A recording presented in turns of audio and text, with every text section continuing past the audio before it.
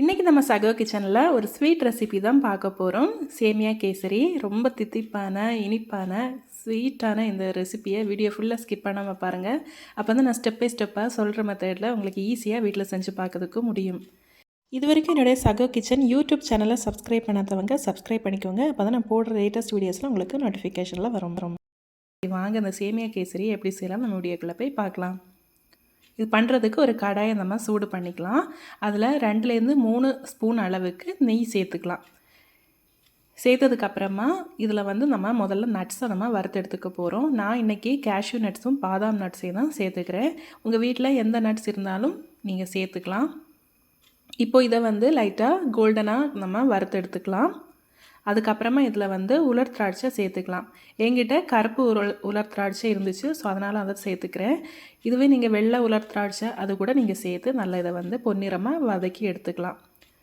உலர் திராட்சையெல்லாம் நல்லா பலூன் மாதிரி ஊதி வந்ததும் நம்ம அதை எடுத்து வேற ஒரு பிளேட்டில் நம்ம மாற்றி வச்சிடலாம். இதை அப்படியே ஓரமாக வச்சுக்கோங்க, இருக்கட்டும். இனி நம்ம அதே நெய்யில் வந்து 1 கப் அளவுக்கு சேமியா சேர்த்துக்கலாம். நான் இன்றைக்கி உப்புமாக்கெல்லாம் செய்வோம் இல்லையா, அந்த சேமியா தான் எடுத்திருக்கேன் 1 கப் அளவுக்கு. இப்போது பாயச சேமியா அப்படின்னு சொல்லி கடையில் விற்கிது இல்லையா, அது கூட நீங்கள் சேர்த்துக்கலாம். அதை வந்து உடச்சி நீங்கள் சேர்த்துக்கலாம் இந்த மாதிரி பீஸாக.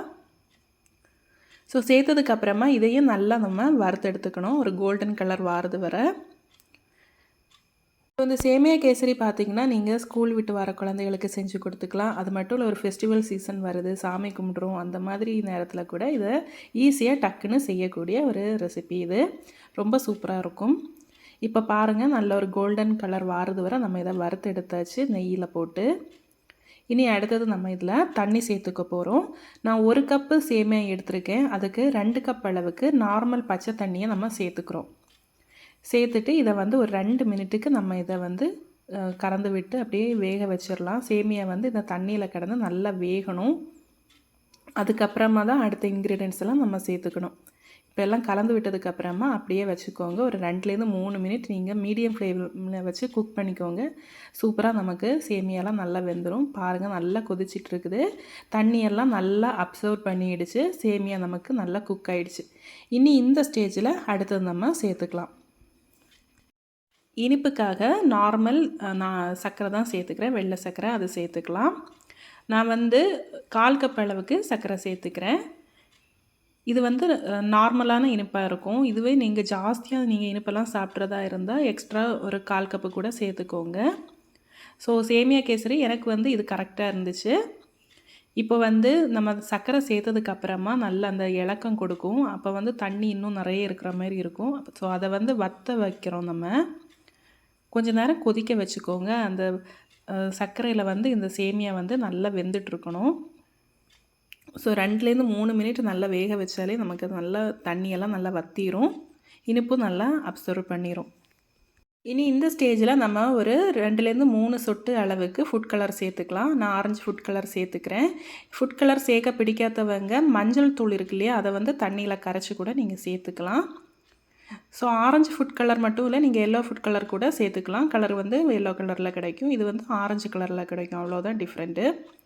இப்போ இதை வந்து நல்லா கலந்து விட்டு கொடுத்துட்டே இருங்க. அந்த கலர் வந்து இதில் சேமியாலாம் நல்லா பிடிச்சி வரணும். ஸோ இந்த ஸ்டேஜில் தான் நான் வந்து ஏலக்காய் தூள் சேர்த்துக்க போகிறேன்.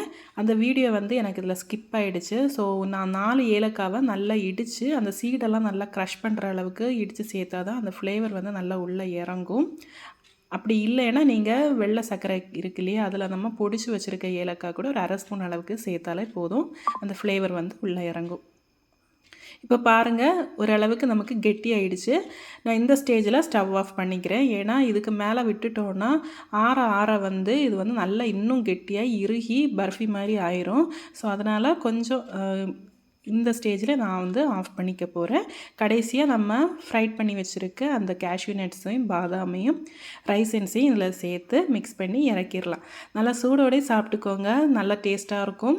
எப்போவுமே நம்ம ரவா கேசரி பண்ணுறதுக்கு இந்த சேமியா கேசரியை ஒரு தடவை உங்கள் வீட்டில் ட்ரை பண்ணி பார்த்து எனக்கு கமெண்ட் செக்ஷனில் ஃபீட்பேக் கொடுங்க. நீங்கள் ஃபீட்பேக் கொடுக்கும்போது தான் அடுத்தவங்களுக்கும் இதை செஞ்சு பார்க்கணும் ஒரு இன்ட்ரெஸ்ட் கிடைச்ச மாதிரி இருக்கும்.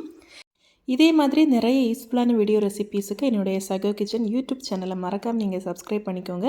நீங்கள் சப்ஸ்கிரைப் பண்ணும்போது தான் எனக்கு நிறைய வீடியோஸ் போகணுன்னு என்கரேஜ் கிடைச்ச மாதிரி இருக்கும், சப்போர்ட் கிடைச்ச மாதிரி இருக்கும். இன்னொரு வீடியோவில் உங்களை சந்திக்கிறேன். Bye by.